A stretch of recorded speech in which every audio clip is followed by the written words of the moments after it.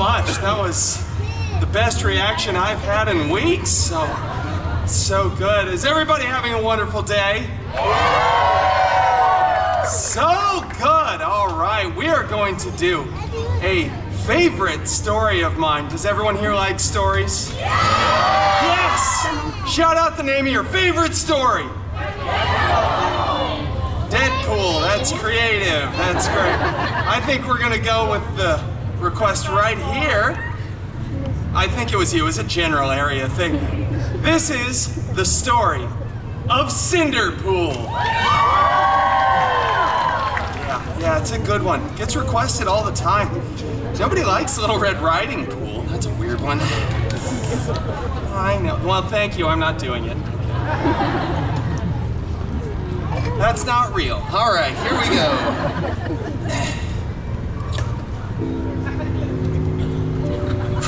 Yes, I did lick my finger. Once upon a time, you know, just doesn't feel right when I do it by myself. We should all say those magical words together. Ready? Once upon a time. I'm so proud of you. Cinderpool lived in a big mansion with her step professor and evil step mutants. They weren't evil, no. The biggest of those step mutants, Colossus, was always making up silly rules for the house, like, don't put your initials on other people's leftovers in the fridge. And for the love of Feige, would you stop hanging your underwear from the ceiling fan? What is wrong with you? Have you no? Anyway, the other main step mutant, Negasonic Teenage Warhead, oh, big fans. She was always texting and rolling her eyes. She was so Gen Z. Both of these mutants were very, very jealous of Cinderpool because Cinderpool had a much larger fan base. Yeah, that's right, nobody came to Colossus's story hour. One day, a non-union and very expendable extra went running in front of the mansion screaming King Thanos was going to have the biggest battle of Phase 3. That's right, and we all know that was the last important phase. Cinderpool desperately wanted to go to the big battle, but Kobasa said, no. It is too dangerous, and you are not a good part of the team. Then he ripped apart Cinderpool's favorite costume, and Negasonic blasted it with her mind powers. Well, you were all so invested in this. No, you threw me off. Now I gotta figure out where I'm at. No, it was so cool. It was amazing. It was so Gen Z. So on fleek, no cap, Sigma.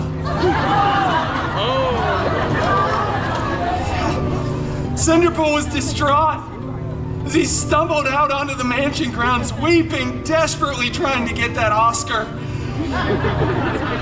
But then he looked up and he saw, beginning to form, a golden sparkle circle. And out of that sparkle circle stepped his very hairy godmother.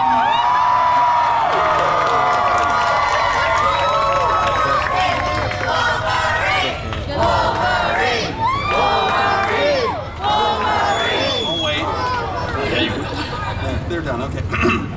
And out of that sparkle circle stepped his okay, it's Wolverine, everybody!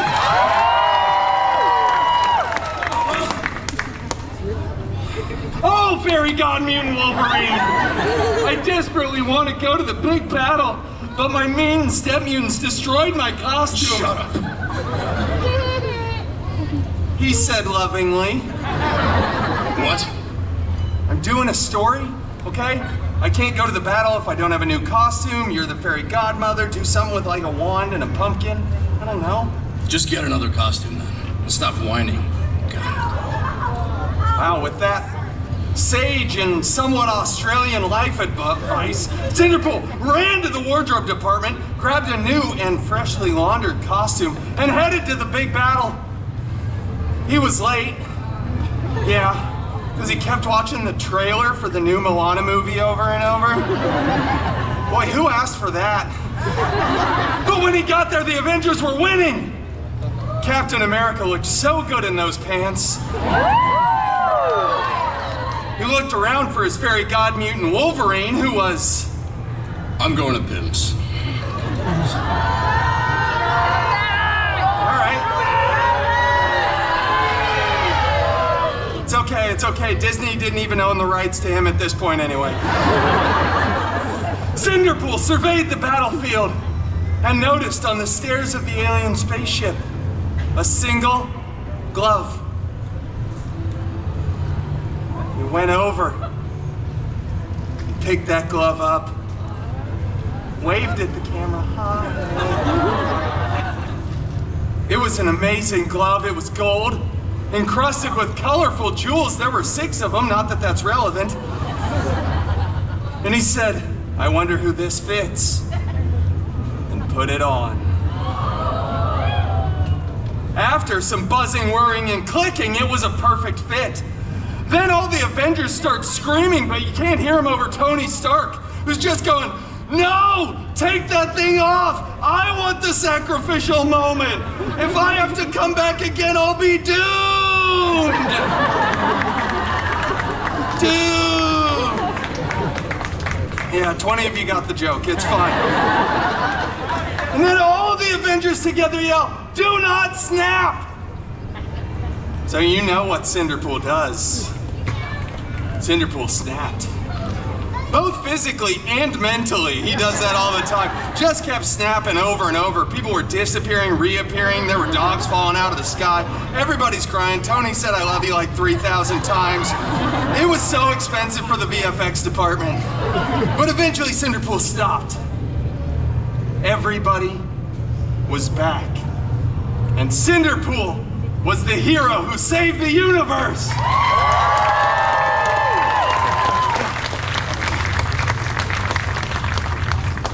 Then, all the Avengers tackle Cinderpool to the ground, rip the glove off of his hand, and blah, blah, blah. Years later, they remake the film. Tony Stark gets to be the big hero, and it goes on to become the most profitable film in the Feige universe, the FCU. But it's okay, because Cinderpool went on to start his own film franchise, which will break box office records. And then they had to invite Cinderpool back to the Avengers Endgame 2. Electric Boogaloo. And that, ladies and gentlemen, is the real story of the Endgame.